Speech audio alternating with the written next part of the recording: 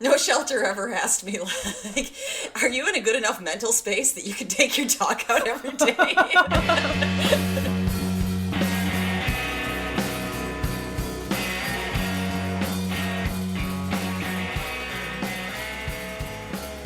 So I realized something. Oh, shit, we need to do the intro first. So anyway. Hello, friends. Hello. Welcome to Pickles and Vodka, the mental health podcast where imperfect people have imperfect conversations. I'm Christina. And I'm Lauren. And today we are talking about a topic that I have secretly decided on and Lauren knows nothing about. But first, Lauren, I am just dying to hear about what you did today because all I know is it involves your dog, and that's it.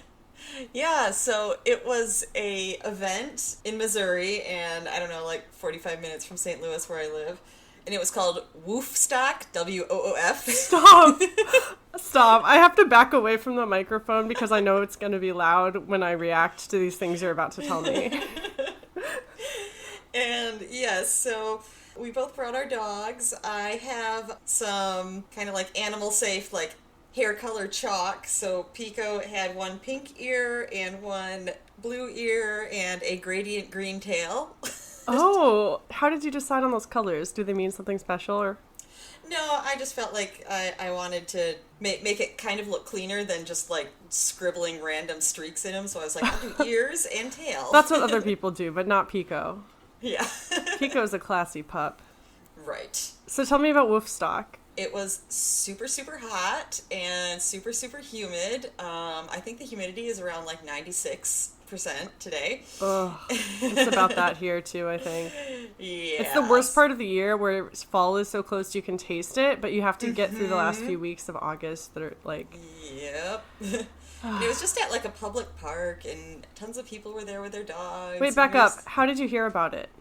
Oh, my friend heard about it. Okay. Yeah, she just asked me like, do you want to go to this and bring our dogs? I was like, yes. Oh, I love it. The crowning moment that we saw was the wiener dog races. The wiener dog races? Yes. I've only ever heard stories. So we saw two runs, and I felt like we saw both sides because we saw one, like they want the main owner to be at the end, so they run towards them. Yeah. But I feel like they tried to get somebody that still like knows the dogs to like release them on the other side. And so I saw one where the people released them, and they all pretty much like ran over there and at different speeds, but all got over. And then I saw another one where they released them, and a couple of them started to run over there, and a couple of them stayed, and then those ones came back and were like, oh, my friends are still over here, let's hang out. And it took them like forever to get someone to actually go over the finish line. It was hilarious. So were there only like wiener dogs racing? Yes. So they wouldn't let your dog race if it wasn't a wiener dog? No. How many were there? I don't know, because we saw like just two runs, and I don't know if there were more, and there was like 5 or 6 in each one. Why couldn't all the dogs race though?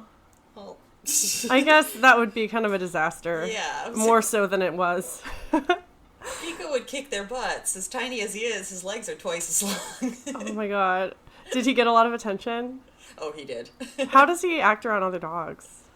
He's pretty good. He had almost no problem. My friend's dog, just kind of like a medium-sized shepherd of some sort, she did not know since she just adopted that dog, and I think it got really intimidated by the larger dogs because there were times when her dog was barking quite a bit. Yeah, it was a shepherd, you said? I think so. It looked, like kind of Australian shepherd, but without the creepy eyes. Oh, I love Aussies. Even with their too. creepy eyes. I think their eyes are beautiful. They are, but they are kind of like digging into your soul. They're unnerving. Yes. I don't know. I'm a cat person for life. I am so salty that there is no such thing as a cat park. Like a place where you can bring your cats and just chill with other cats and their owners. I know it wouldn't work. Yeah. I know it's a theory, nothing more. It never will be anything more, but I'm jealous of dog owners in that sense. Yeah, it's funny. I was thinking of that the other day, especially now because I am a one of each owner. Yes. There's places I know where, like they're dog friendly, or like there's a dog bar here where you can bring them inside and they give them treats and stuff. And I was thinking like, well, there's nothing like that for cats. And I was like, oh yeah, that's because if you bring cats around other cats, they hate each other. Yeah. It's not like dogs where they can be friendly or not. It would just be cat owners showing off their cats and all the cats hating it. Mm-hmm. That's what Instagram is for, I guess. Everyone go follow at Ruby and Little Fang and then at Pico Suave. Pico Suave misspelled, so it's Sauve, because I had the dumb when I created his Instagram. We'll tag all the pets. Pet Instagrams give me life. I will follow anyone's pet Instagram. I don't care if you post once a year or like once every hour. I will love it all. I have said multiple times, like everyone seems to gravitate towards their favorite social media. Some people do Facebook, some people do Instagram, some do TikTok. I'm like, my favorite social media is my dog's Instagram. Lauren, I don't even follow you on any Instagram but your dog's Instagram. That's good because I only post to my own like twice a year. This is embarrassing that everyone knows this. It's not. Because mine is so inactive. My dog has 3 times as many friends as I do. Yeah, so if Pico Suave replies to you on our Pickles and Vodka feed, it's Lauren. Yeah, it meant I was too lazy to switch to my own profile, which I never use. You gotta get one now, though. You're a co-host. I have one, like I said. I just don't use it. Get active. Okay. Bitch. I'm in a mood. It's nighttime. We are recording at nighttime, and I don't do this very often. This is our first time doing that. Yeah, I think even when I was doing it by myself, I would try to do it in the morning. Mm-hmm. Nighttime is good for editing because I can, like, chill, but... So, before I tell you what our theme is today... Yes. I just realized that this is the last episode that I'm going to be making in this current apartment that I'm in. I'm moving with my partner to a 2-bedroom from a studio, and it's just 6 minutes across town, so it's not even that far. Okay. And we're going to have an office, so I'm going to like set it all up for the podcast, maybe get a new computer, maybe get a new microphone. Who knows? Oh my gosh. So I'm going to be as fancy as you come probably November 1st, because that's when I'm moving, and I will have more space, and I'll have a little office space, and there's a storage space that almost is its own room. So I love that for us. We are moving on up. Pickles and Vodka is moving up in the world. Yes. Or at least the co-hosts are.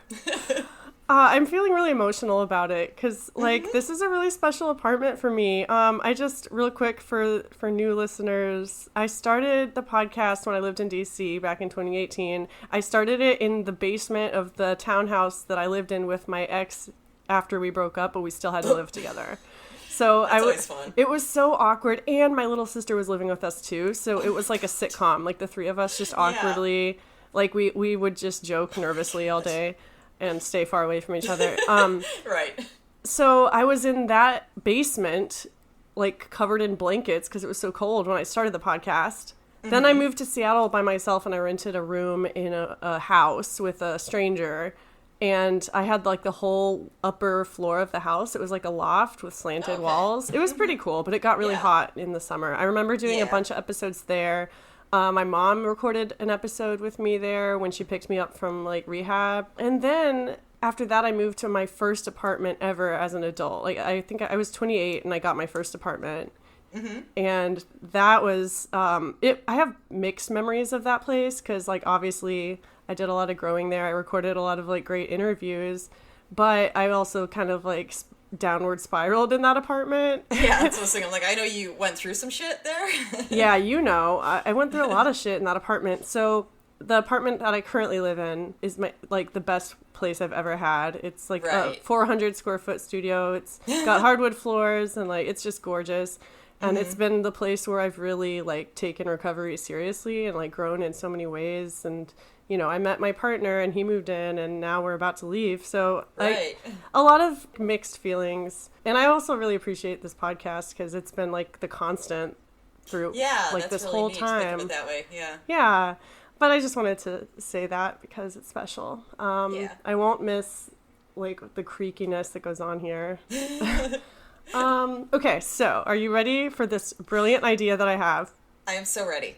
Okay, so the format of the podcast has kind of been changing since Lauren became my co-host. In the past, I used to do like solo episodes every other week, and then on the other weeks, I would do like guest interviews. We have decided not to do interviews for a little bit, at least, because we don't really know how we're going to do it with 2 remote co-hosts, and also we're just still getting our groove on, you know? I said last time, we're still dating. Yeah, I mean, we're pretty serious. Yeah, we're considering making it official. We might change our status on Facebook. Yeah, we're not ready to move in together yet. But yeah, we're figuring it out. So I think we're going to be doing episodes of just us for a while. But I also wanted to make like it special to have a theme because, you know, I love a theme. I love structure. So, you know, we have the pickle polls. Yes. So the pickle polls, if you don't know, it's a question we put out every couple weeks for you listeners to answer. And then we do a whole episode around it, and it starts a lot of great conversations. We play voicemails. It's great.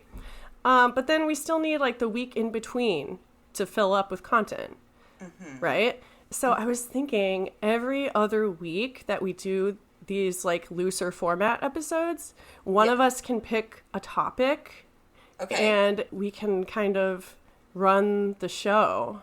Yeah. What do you think about that? I like it. Yeah, and I haven't decided if we're going to like tell each other our topics in advance.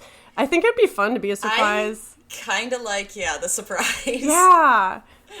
So this week's topic is pets. Oh! Pets and mental health. Oh my gosh, that goes so well with the one question that I thought of asking here. So. Oh, ask away. I mean, I don't know if you had something planned to start. No, I mean, later. So we all know that pets are very good for mental health. I mean, my cats have been the difference between life and death for me since I got them. And I don't know, a lot of people have, I don't know, it's good for people. Okay, maybe we'll start with my question then, because mine could be kind of a downer, so then we'll transfer to more like positive things. I was just wondering, do you feel like the things you've went through as far as like your mental health, do you feel like it's had any effect on your pets? Yeah. Yeah. That's a good, I'll answer it real quick. We can touch on it later. I do want to talk about like our history with pets and how we got our pets. Oh, that'd be great. Just as an intro. I love nothing more than talking about my animals. Exactly. The listeners need to know like who we're talking about before we tell stories. Yes. But in a nutshell, yes, I do feel like my mental health has negatively impacted my pets and rubbed off on them in ways I'll elaborate on later. And it's a constant source of guilt for me. Yeah. I feel that way. I mean, to some degree. Just certain things I'm always just like, am I messing up my dog? Yeah. I mean, they've seen some fucked up shit, let's be real. Yeah, that's true. Like, they probably think we live in the bathroom. At least in my Seattle apartment, like, I basically did. Yeah. It was, anyway. Yeah, they love us anyway. They do. Or do they? Sometimes when I'm really true. depressed, I think my pets don't really care about me. They just stick around me because I feed them. See, that's my main thing that spurred this question, what I was worried about, because when I've been like in a super like depressive state and, you know, I just don't feel like moving, I have no motivation to do anything, then I sometimes wonder, because Pico is happy to just sit there and chill with me as long as he's touching me in some way. But so that means that he is pretty much just like not moving and sleeping all day because that's where I am. And I'm always like, am I making my dog depressed too? I mean, he goes on walks and stuff, right? Yeah, but I mean, there is a lot less of that when I'm like in a bad depression spot. He's an old man, right? He is getting there. I mean, he's 8.5. Like, some dogs are just cool to chill, honestly. Yeah. Like, my ex and I in DC had a Great Dane Greyhound mix. Ooh. So she was like a horse. You'd think she'd need a lot of room, but she was just like chilled all day long. She was like a cat in that way. I think it depends on the breed, honestly. Yeah, see, I don't know about Great Danes, but I know you hear that about Greyhounds, that it's just like, yes, they can run, but they have just a tiny amount of energy, and otherwise they just want to lay around and yeah, chill. But I'm not a dog person. Like, I've had dogs as a kid, and like, I had a dog with that ex, and it's like he ended up taking her because, like I said, I'm not a dog person. Yeah. But I currently have 2 cats, Ruby and Little Fang. And Lauren, tell them what pets you have. So I currently have Pico, the love of my life. I'm pretty sure that's his full name at this point.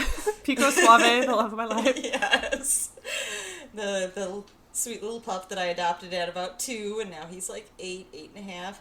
And then I just got my little kitten, Meatball, wee black kitty. Minus the balls. Yes, just meat. That's what my coworker said. He's just meat now.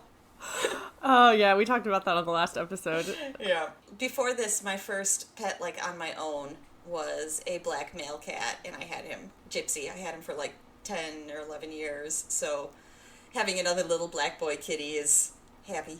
Oh, my God, I didn't know you had a cat for 10 years. Yeah, that's like the whole time I was in Chicago, I had Gypsy. I also keep forgetting that you lived in Chicago, which I went to high school in a Chicago suburb. Okay. I mean, I knew you lived around there. I didn't know when. 2005 through 2010. Oh, I got there in 2007, so we crossed some. I went to treatment there my very first time. That's crazy. I know a few of our mutual friends have also, like, gone to treatment there. Mm-hmm. So it's... life is so small when you have an eating disorder sometimes. I know.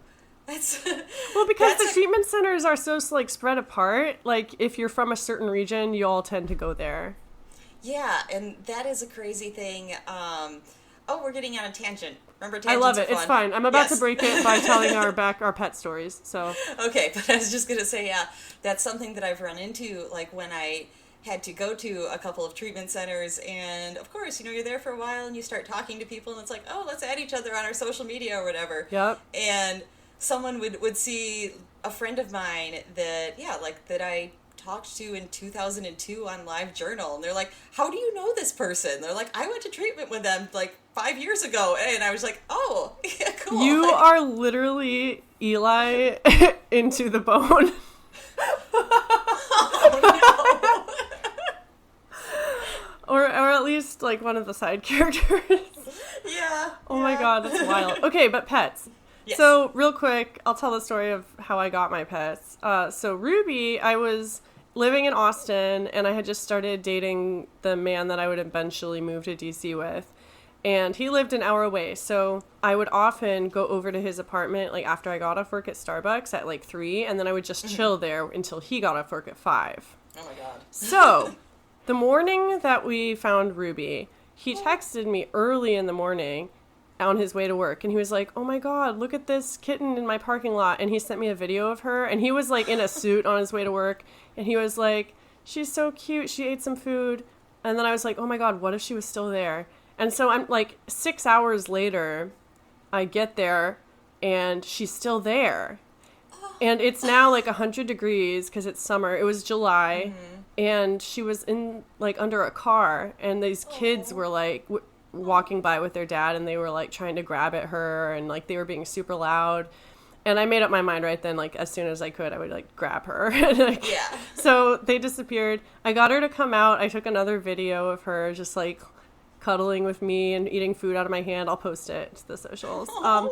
And so I picked her up and took her to the bathroom. My ex came back, and, like, he had gotten her kitten food and stuff. And we talked about, like, trying to find an owner. We talked about, like, taking her to a shelter because she didn't have a chip or a collar or anything. She was really, really skinny. It was obvious, like, she hadn't been taken care of in a while. And then there was, like, a moment of silence, and he said, I guess we better just take her in. It was such a weird way he said it. Like, I remembered it. And so, yeah, after that, it was history. She's named Ruby because she was found in July, and my birthday's in July, and the birthstone for July. And then when we were deciding her name, my ex was drinking, like, a Ruby Redbird beer. And I saw it. I was like, Ruby, that's cute. Yeah. So, yeah, that's how I got Ruby. We should do this in spurts. So, like, our older pets and then our baby pets. So yes, because I was going to say, I love my story of getting Pico. Basically, as soon as I got, like, this bonus that I knew was coming from work, that I was going to have some extra money, and I was like, as soon as I get that, then I'm going to adopt a dog. And so I got it, and I went over, and I picked one out that I loved, and I thought that I was good until I found out that even though I already had my cat, and had had him for a while, that my lease did not say that animals were okay.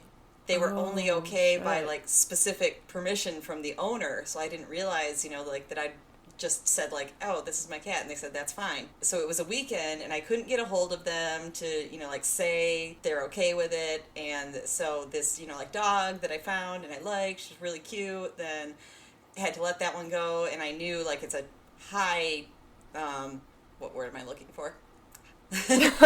not high volume. Those cockapoos, they're so high volume. You can't keep those in stock. Basically, like, a busy shelter that people are going through all the time. So that's high volume. Okay. So good job. Yeah. Okay, good. This is just post-nap brain. Yeah, it's my fault. I thought we were recording an hour earlier than we were, and I woke Lauren up from a nap. That's okay. Yeah, so I knew that dog wasn't going to be there. So once I had everything set, then I think it was a Tuesday, and I went after work, and I was looking, and I knew that I wanted a small dog because of my apartment size. I did not specifically want a Chihuahua, but I was, just because they were small, I was in front of a room of Chihuahuas. Oh my God. And this shelter worker was, I was explaining what I wanted, and she was trying to get me to take one of these Chihuahuas. She's like, I fostered it for a while, and, like, it has this problem and this problem, but you only have to give it this med, and, like, this is fine. I'm just thinking in my head, like, no. And, yeah. And there had been this older man shelter worker who heard the beginning of my story, and he walked away. And then he comes back while we're still talking, and he just motions to me, like, come here, and he tells me, I found your dog. Oh my God. Like, okay. I got chills. Yes. Because he had just come in, apparently. He was kind of in there, like, new, like, getting used to things and them getting used to your personality room. It was a bunch of dogs, like, going nuts because they'd just gotten there. And it's little Pico in his cage just kind of, like, huddled in the back, like, okay. Oh my God. And so yeah, I was like, oh, okay, yes, like, let's meet him. And he brings him out, and we go in a little separate room, and he sets him on the floor, and I'm sitting down on the floor, and he's like, here's a treat, if you want to give him a treat so that he comes to you and he knows you're okay.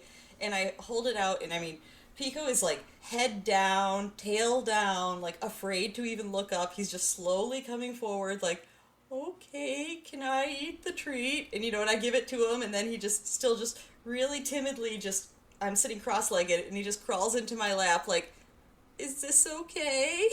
Oh my God. Do you know anything about his history?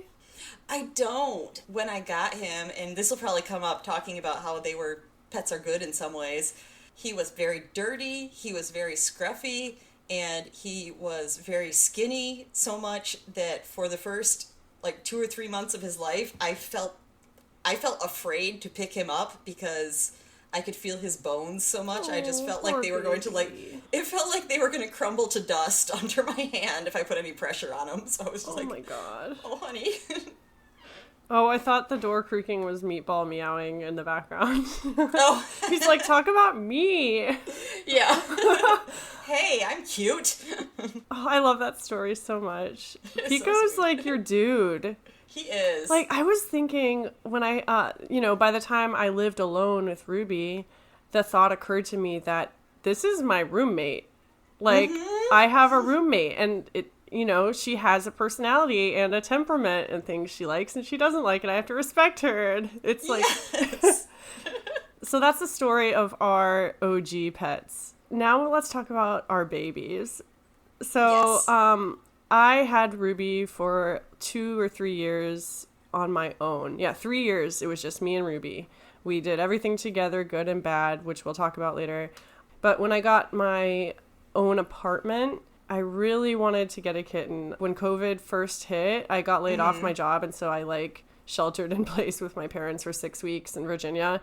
And my sister had just gotten a kitten, and I just got kitten fever. I even had a name picked out. I was going to name him Popcorn. I knew I wanted a boy kitten because my sister had a boy kitten, and they're just, I don't know. I think they're more chill than female cats.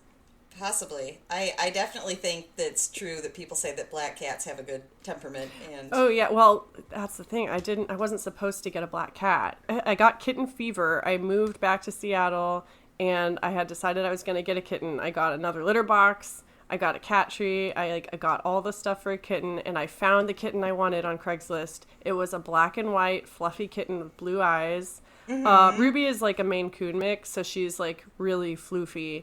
And so I was like, oh my God, I want another floofy kitten.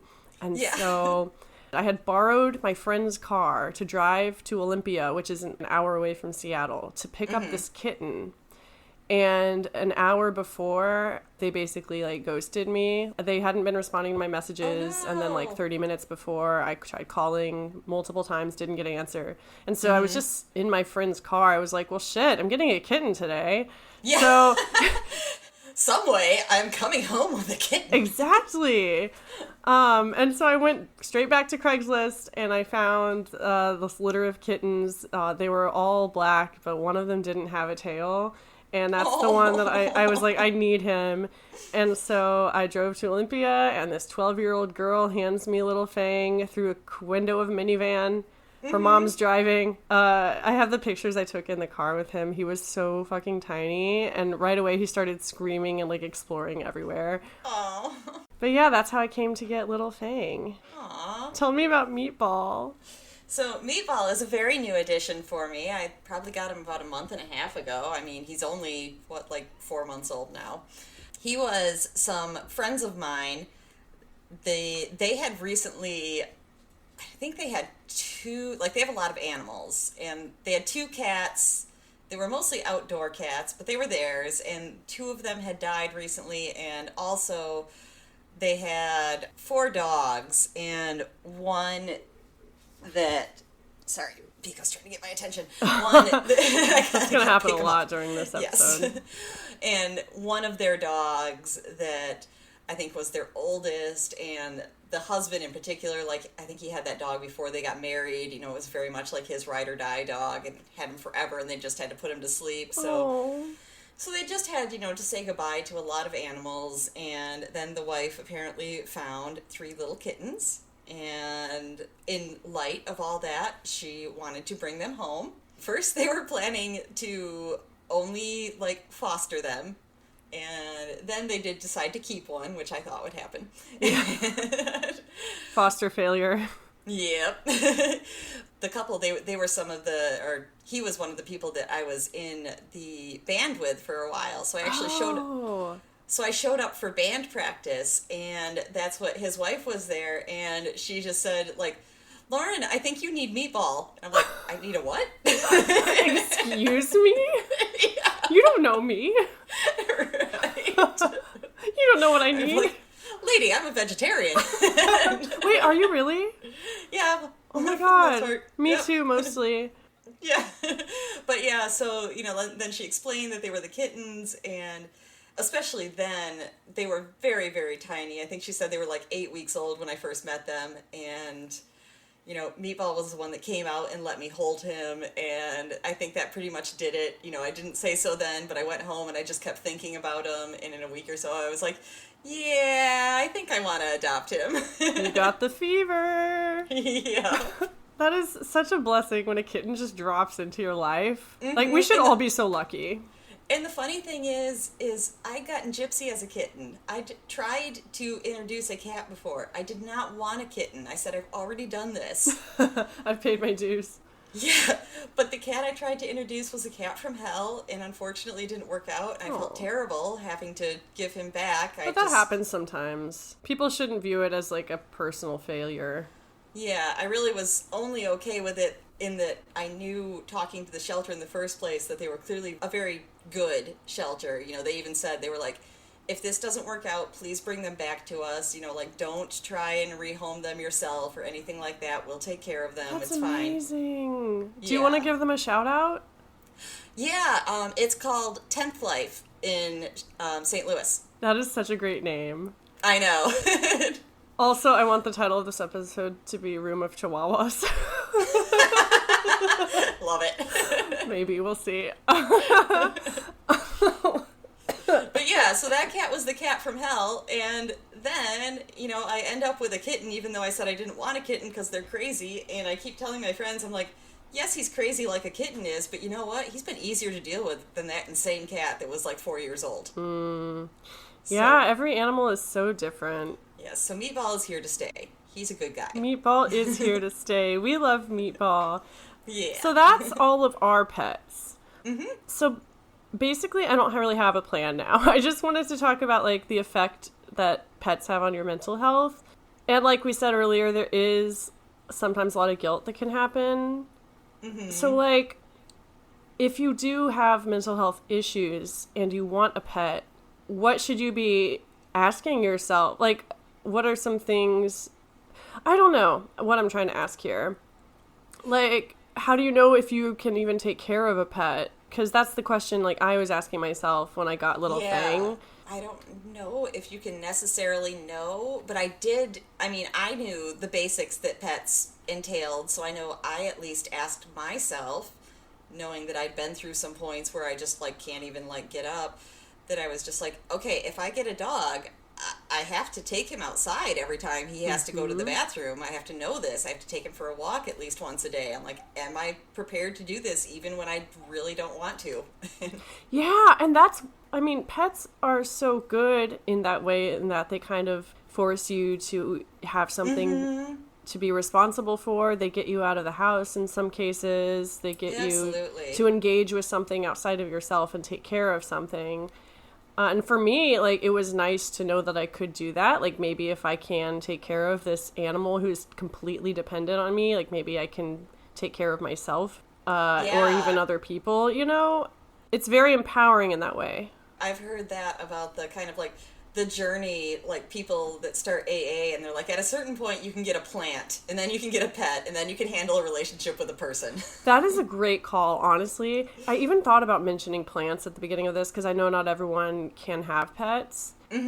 We'll just give a disclaimer now. Like, we are talking about, like, animals, domesticated animals, but if you're a plant parent... then you have my approval. That is also a worthy endeavor, and I can't do it. I kill every plant that I try to take care of. I'm just very much against plants because I don't like the idea of a cup of dirt sitting in my house.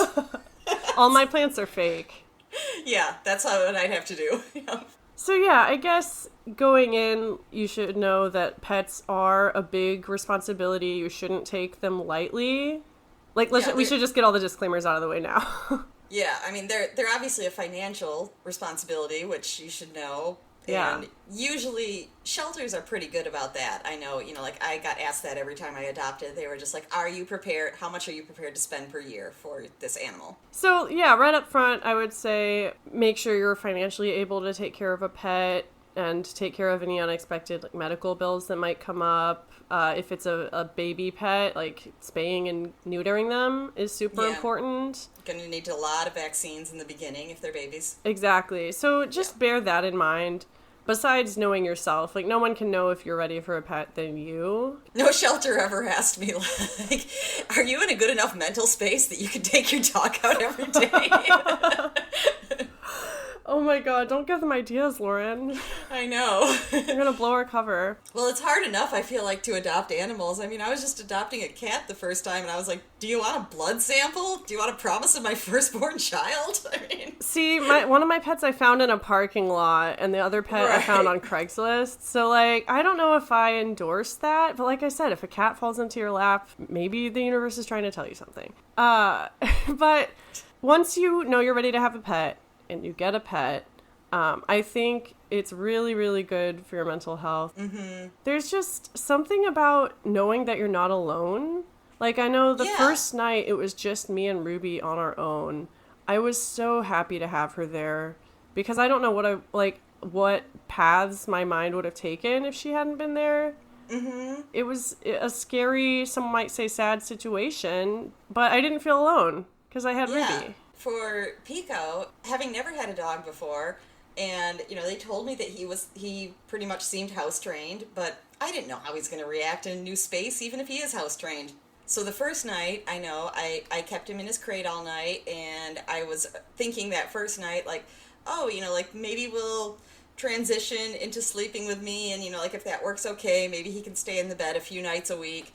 The second night, I felt okay about it, and I was like, well, let's see how you do in the bed. And he slept in the bed with me the second night and has every night since then. Oh my god. Sleeping with pets is so great. Yeah. So as soon as that happened, there was no turning back. I was like, yep, this is your spot. We're bonded for life. Yes. So my studio in Seattle was under 180 square feet. It was it was a micro studio. Yeah. So I had a loft bed. And the cats couldn't climb the ladder. And so Ruby was big enough to jump up onto there from the couch. But Fang couldn't do that yet. So the very first night I let him stay in bed with me, I woke up and there was, like, shit everywhere. If you have kids, like, good for you. I don't know how you do it. Because having a pet is like having a kid. Yes. Between Fang pooping everywhere and Ruby vomiting, we'll talk about that later. I'm a form of bulimic, and Ruby is a cat who vomit. Oh. Yeah, like mother, like daughter.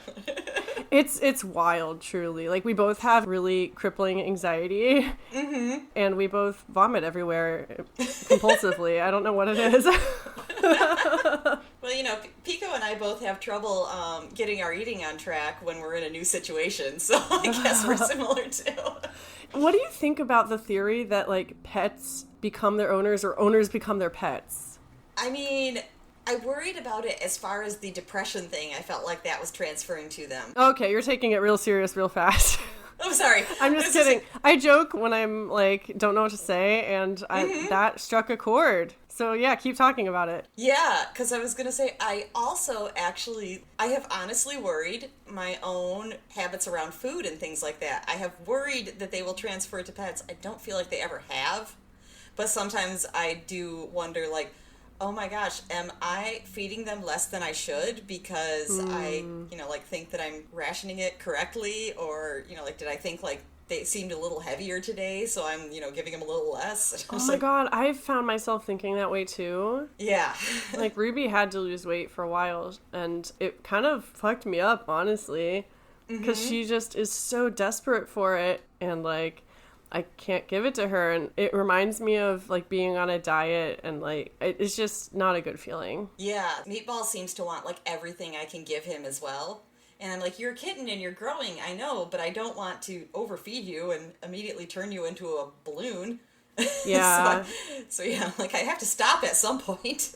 I never had cats growing up, only as an adult, and so I went into it without knowing anything, and so I have often asked myself, am I feeding them the right amount? And, like, the internet is honestly your best friend in this situation. Yeah. Also, like, everyone with pets that like, people want to give you information. Sometimes it's not the right information. So, like, be smart about your sources. On the other hand, I got Pico about a month out of my first treatment center. So I had been there for like 4.5 months. And then a month later, then I get my first dog. And like I said, he came and, like, and the vet confirmed, he was like, oh, he's pretty underweight. And, You're like, same. What's your BMI, Pico? At that point, I was probably just like, you should have seen me 5 months ago.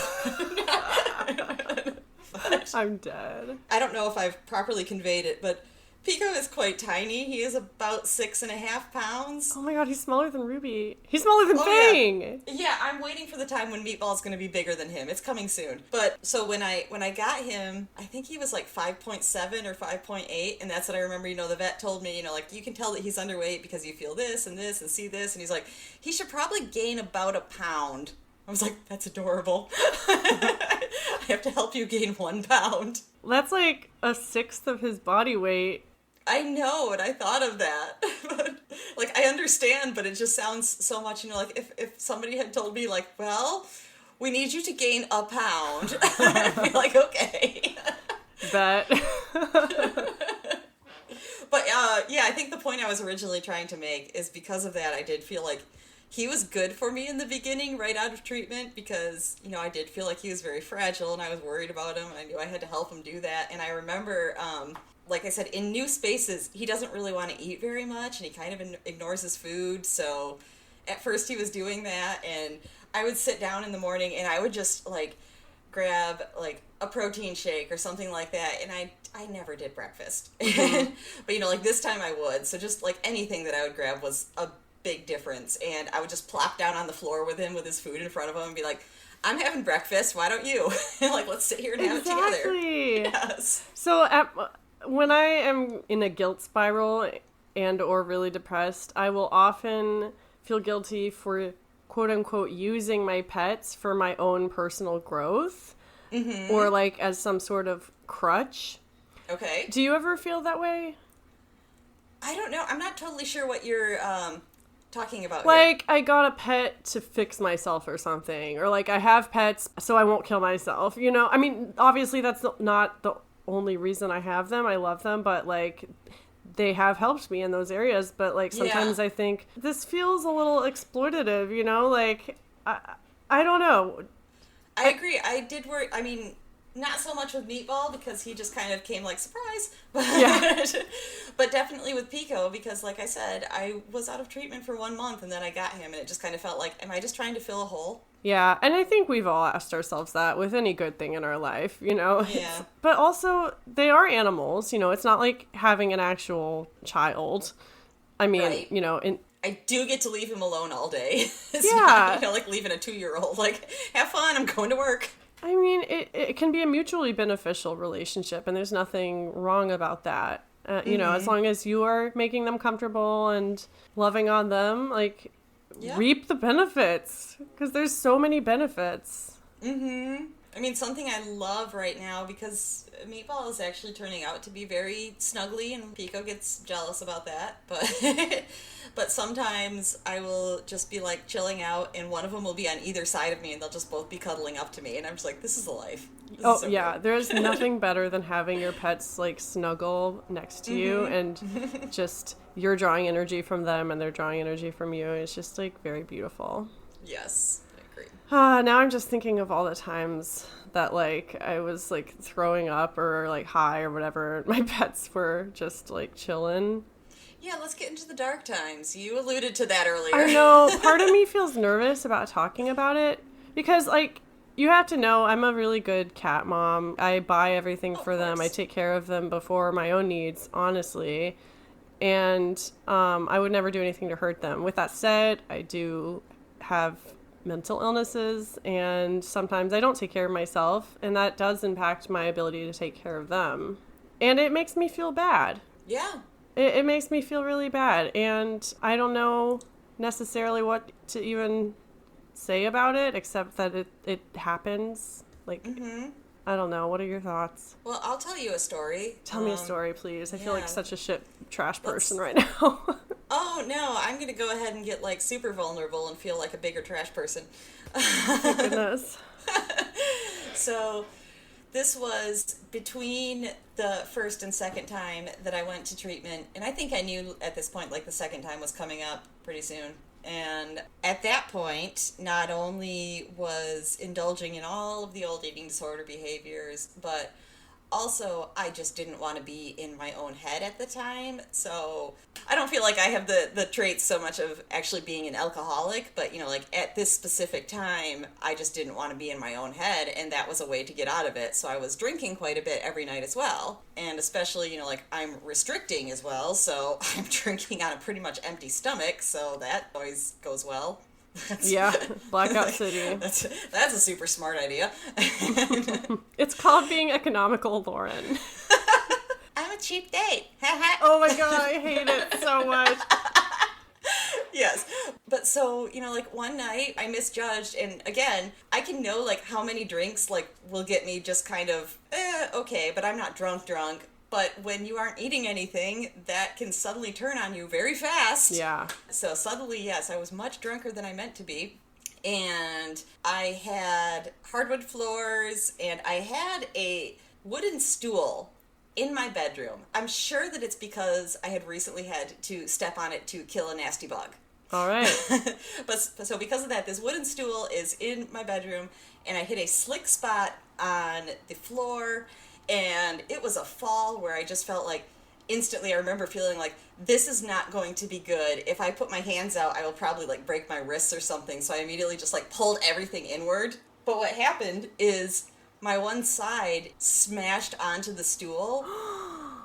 And at some point after that, I decided, yes, because I am so drunk and dumb and needed food at that point, so I just ordered a pizza.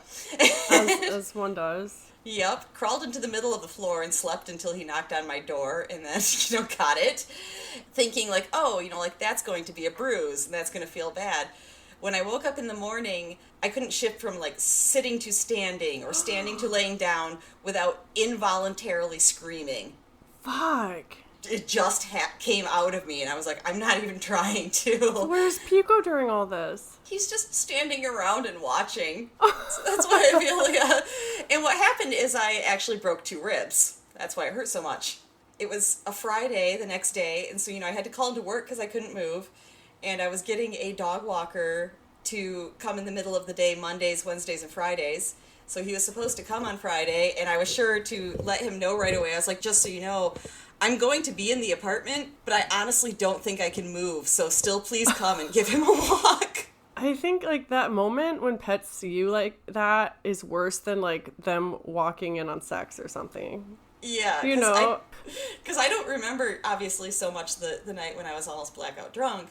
But I do remember the next morning when I could not move, and yeah, Pico just kind of, standing there, coming up to me, being like, hey, hi, Mom, how you doing? All right, I'm going to go out with this guy on a walk. Yeah. You think your pet is going to, be super concerned and stay by your side when you get hurt, but honestly, in my experience, they just kind of minded their own business.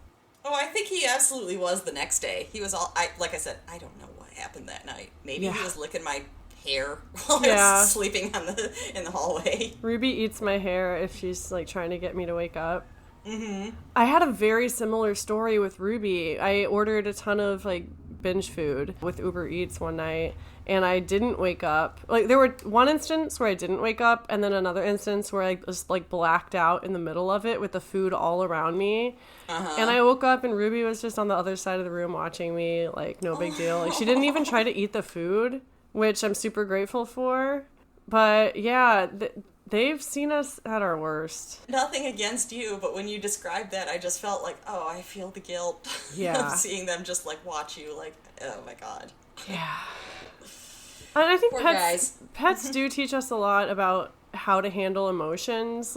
I've never had a close friend die. I haven't really known anyone who died, honestly, except for grandparents that I didn't really know that well. And so, okay. But I have had a lot of pets die. As kids, we were allowed to have a ton of pets. We were 7 kids, homeschooled. What else are we going to do? Our mom was pretty great. She let us get a lot of pets. So I've had pets, be born in my care. I've had pets die.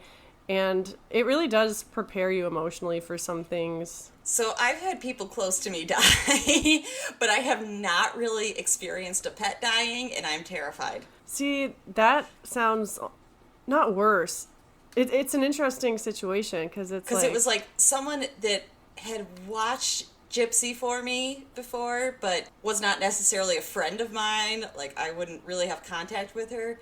She took him because when I moved from Chicago, then I was going to live with my aunt, and they said dog is okay, cat is not. Okay, I was wondering what happened to him. Yes. Oh, so you've never had a pet die, ever. Yeah, I was going to say, so he was older then, and at this point, I would say probably is not alive anymore, but I didn't have to see it.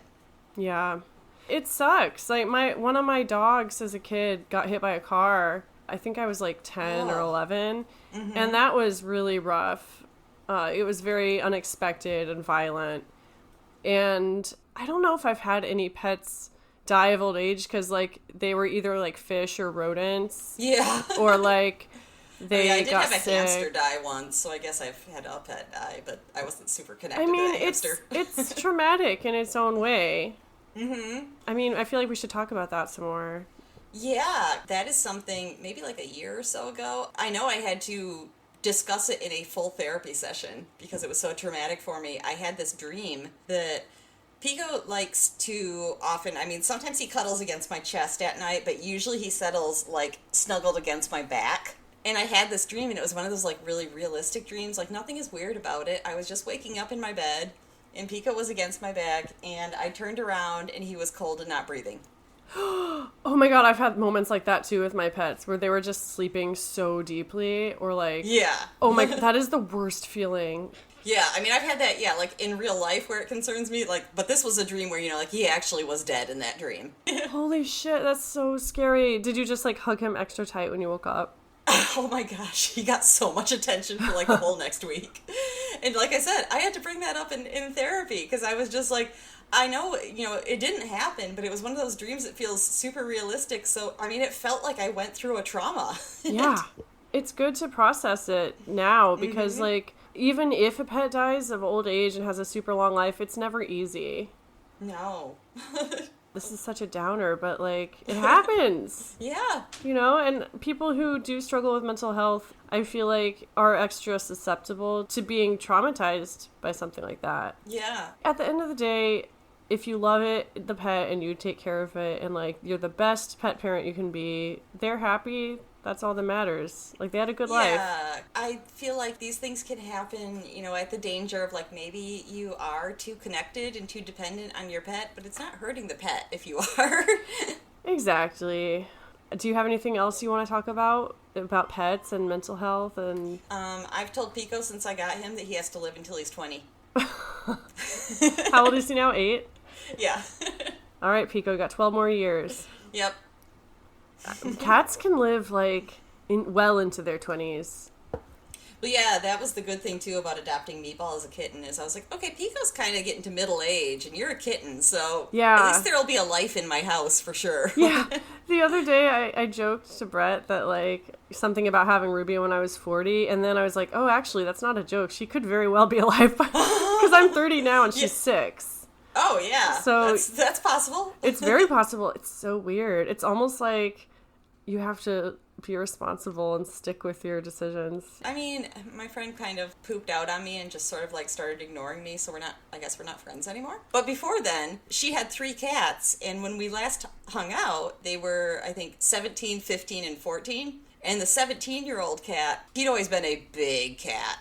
And I was starting to notice, I was like, this cat, you know, like, he's looking skinnier, and, you know, like, is he okay? He's getting old, and I was really worried about him. And then when we were, like, sitting around watching TV, then he, like, jumped on the kitchen counter and knocked everything off and knocked the trash over and got into it. And I was like, yay, you're still a shit. Yep. Still a kitten at heart. Yep. I have one final story I want to tell, because we were talking a lot about, like, how do we know if our pets really love us, and, like, do they just tolerate us because we feed them. Right. The one story that I always remember when I feel like that is the time I went to rehab. So I was suicidal at the time, and I had blackout drunk called my ex on multiple occasions asking if he could come get Ruby, because this is the same ex that found her, so he knew her. So I was like, if I'm gonna die, I want him to have her.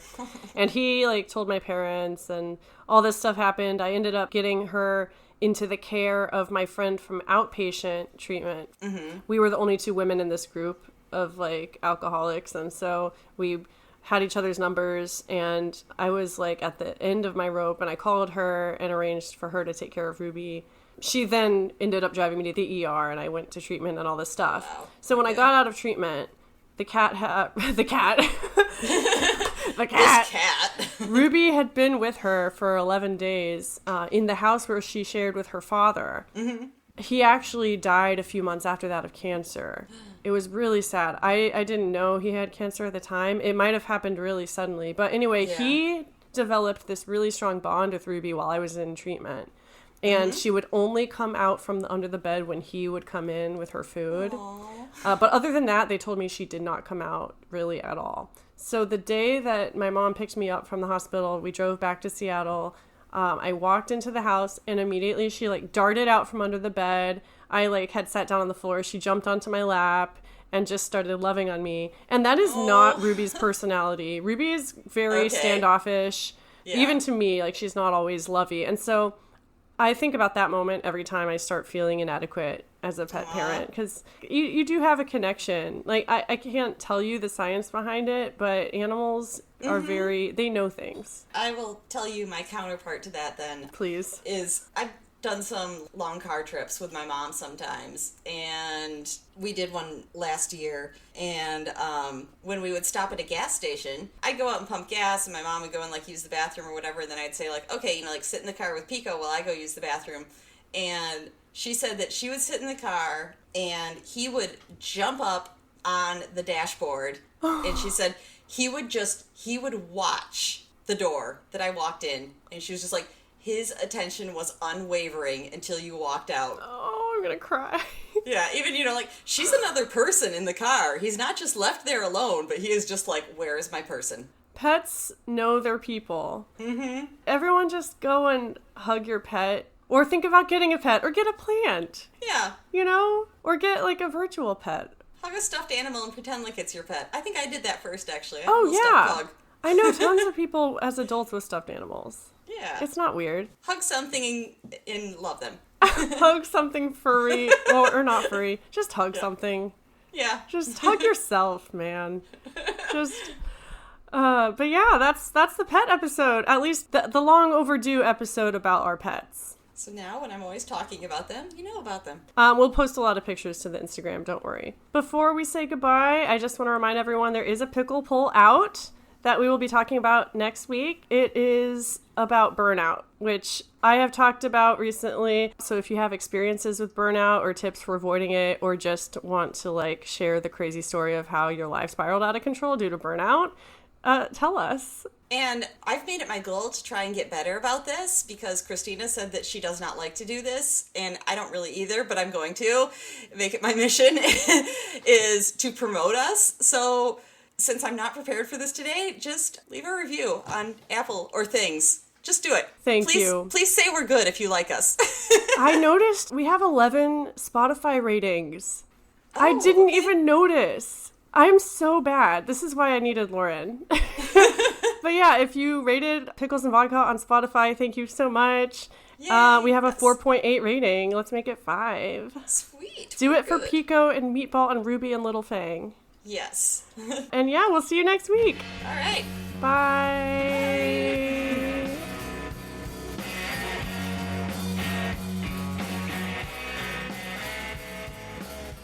Hello, friends. It's Christina again. As always, thank you for listening. If you want to support Pickles and Vodka, you can give us a rating or a review on Apple Podcasts. Follow us on Facebook and Instagram, Pickles and Vodka Podcast. If you could relate to anything at all we talked about today, or you just want to say hi, email me at picklesandvodkapodcast@gmail.com or DM me on Instagram at picklesandvodkapodcast. Stay safe and have a good week. Bye.